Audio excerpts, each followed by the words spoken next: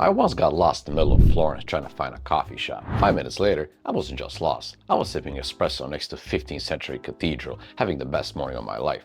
Good luck doing that in Phoenix. European cities are often ancient, built on top of medieval layouts that emerged centuries ago. Narrow streets, tight-knit squares, defensive walls that eventually turn into charming boulevards.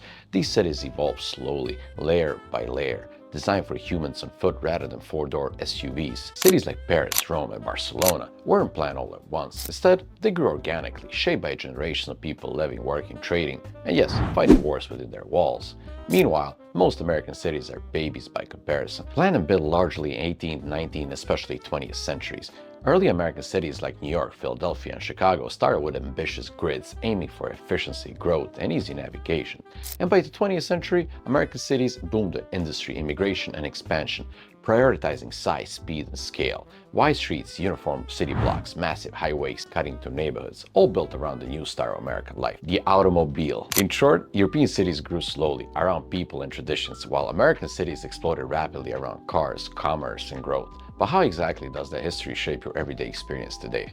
Let's find out. Here's a quick test. Walk around European cities without Google Maps and you'll probably get lost. Beautifully, romantically lost, but still definitely lost. That's because European cities are often mazes, winding streets, hidden alleys, irregular blocks, and unexpected squares that suddenly pop out of nowhere. Ever try navigating Rome? It's charmingly chaotic. Now walk around Manhattan or Chicago, and even without your phone, you'll probably know exactly where you are. Streets are numbered, blocks squared off, and routes clearly predictable. Most American cities follow a strict grid pattern, originally designed for efficiency and easy land sales.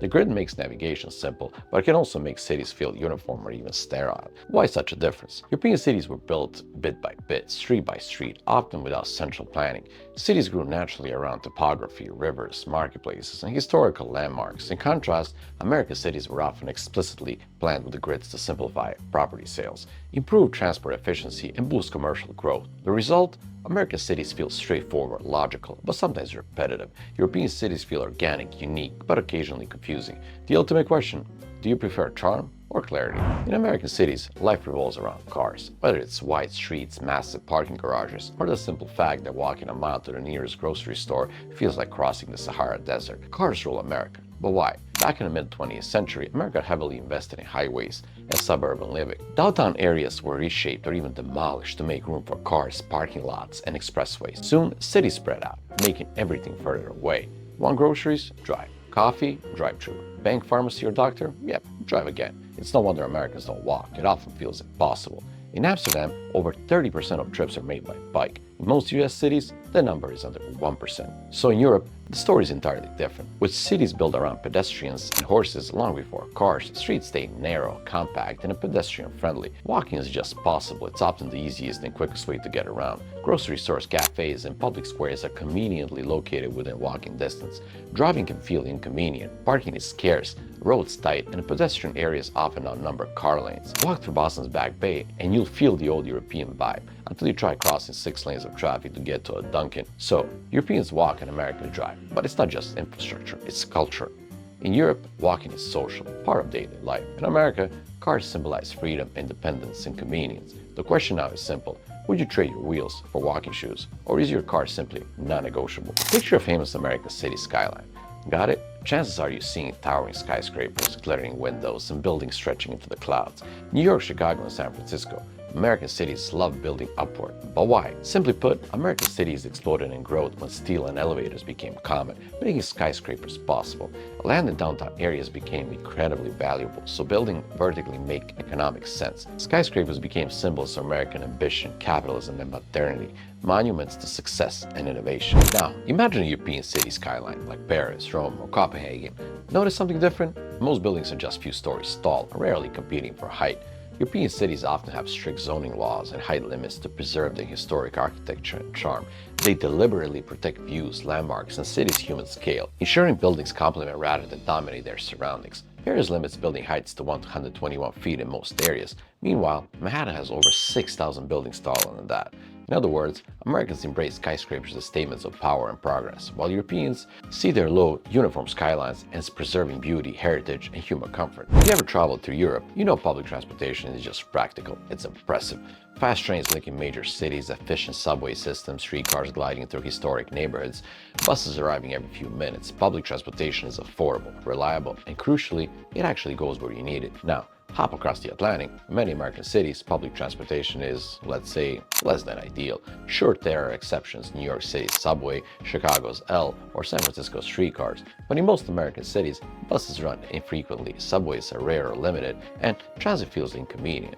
Why? Because American cities develop with cars in mind. Public transport investments often got sidelined. Instead of building efficient subways or rail networks, America doubled down on highways and parking garages. As cities sprawled outward, designing good transit became difficult and costly. Europe, meanwhile, made transit central. Cities were already dense and pedestrian-friendly, making public transport efficient and logical.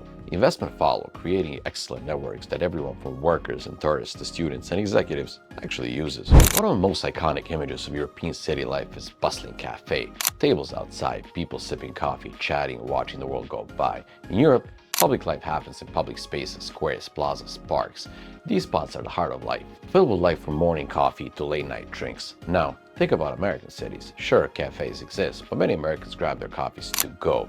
Public squares are less common, and urban life often moves indoors. Malls, shopping centers, private businesses. Public space is often something you quickly move through, rather than linger in. Historically, European cities emphasize communal life. People live in dense areas and need to share spaces. Cafes become extensions of living rooms. Plazas became neighborhood meeting points. Meanwhile, in America, suburban ideals push private spaces. Backyards, homes, driveways as central. City design follows suit, emphasizing privacy, efficiency, and commerce over community. What's better, a city built for lingering outside with friends, or one designed for convenience, efficiency, and privacy indoors? If you want to understand how Americans and Europeans see life differently, look no further than shopping. In America, shopping often means heading to the mall, a massive enclosed space with every store imaginable, plus a food court, movie theater, and acres of parking. Malls became social hubs, teenagers hanging out, families spending weekends, everyone safely enclosed under one climate-controlled roof. But in Europe, shopping is an outdoor experience. Streets and plazas are lined up with individual shops, boutiques, cafes, and bakeries. People walk from store to store, stopping to chat, sipping coffee, enjoying fresh air.